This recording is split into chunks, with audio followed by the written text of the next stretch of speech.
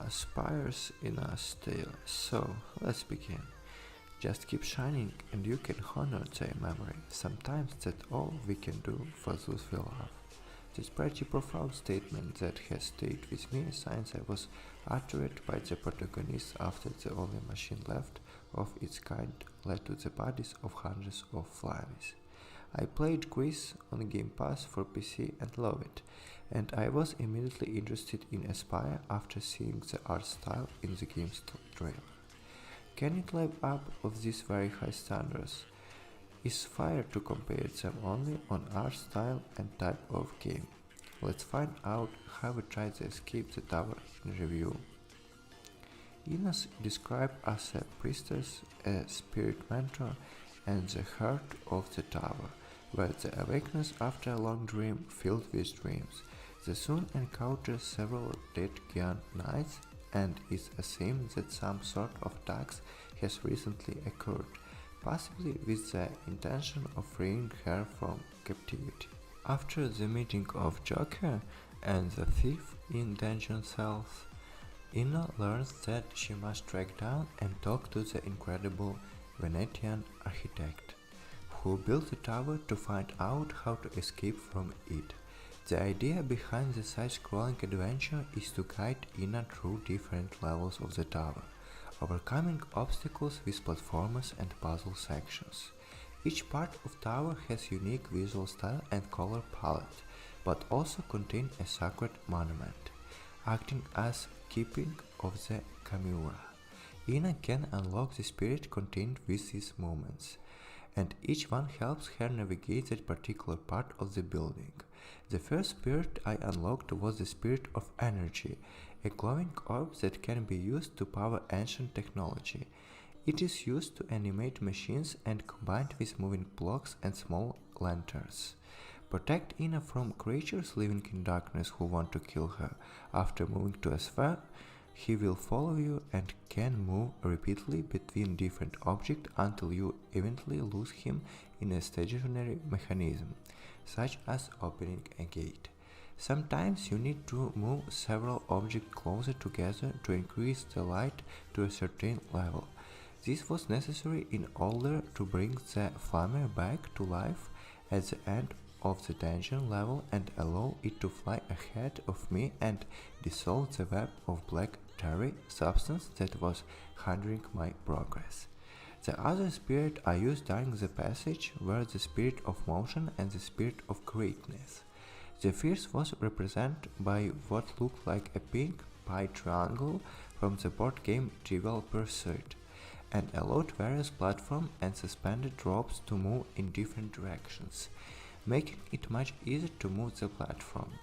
The second looks like a small green square and increases the size of certain blocks as square or rectangle. Sometimes all three spirits can be found nearby and must be used together to solve a puzzle to advance further in your journey. It's important to explore everywhere. Hidden off the beaten path are memory stones, which contains memories of various characters you encounter, such as the aforementioned Joker, the thief, and another one called Gilding Light. It's unclear whether the tower fed these memories and removed them from people, but there is a snippet of exiled poetry next to each of them. Reconnecting people with their memories is a good thing, but if not really doesn't interest you.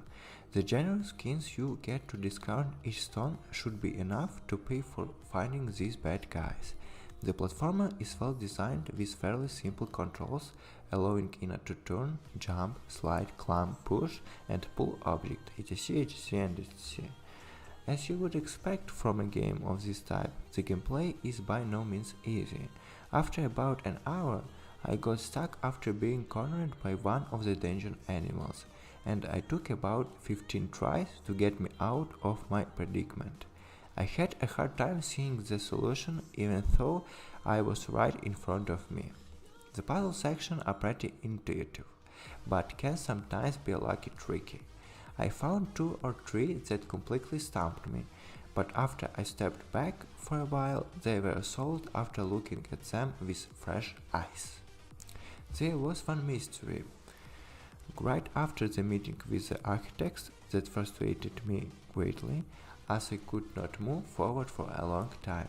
After some investigation, however, it turned out to be more a glitch and not a diabolical puzzle at all. Restarting the game solved this problem, and I reported it to developers so that no one else would suffer the same fate on release day. There are similarities to Greece, both in artistic style and in the music, which is used to create a changing mood for each explored part of the tower.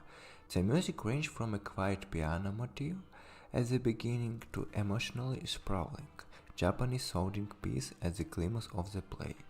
I especially like the recursive section between levels, where Ina travels through a sort of psychedelic crystal hall of mirrors while the terrific music plays. Time slows down a bit, so you can see some images of Ina, and it's pretty weird. A hint of much deeper aspect of Ina characters, but never really explored. She mentioned her father and her training, but nothing is really confirmed to give the player the best context regarding her surroundings and situation. I found the story intriguing, but I can honestly say that at the end of the game I didn't become more aware of the backstory or why Ina was stranded. As for accessibility, the game offers nothing but the standard option for sound and image. In conclusion, Aspire Ina the Tale is a well-designed puzzle-adventure platformer with an emotionally describable musical soundtrack. The platformer and puzzle design is very good and contains a few challenging moments, even for fans of the genre. The art style blends well with the game, and the color helps bring the various tower environments to life. It's not Greece, but this game is so special that I know it would never be. It would be unfair to push back on that, as this game stands proudly on its own 2 feet. I recommend it as good use of up to 5 hours of playing game. Go out and try it yourself.